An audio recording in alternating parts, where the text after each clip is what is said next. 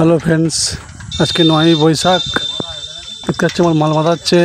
কাল 10ই বৈশাখ খরর কালী পুজো। সকালে কম্পিটিশন আছে।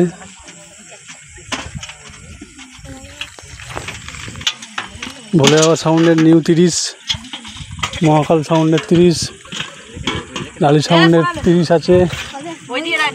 আর রাত্রি সেট নিয়ে আসছে, সকালে সেটে বাড়বে আরও।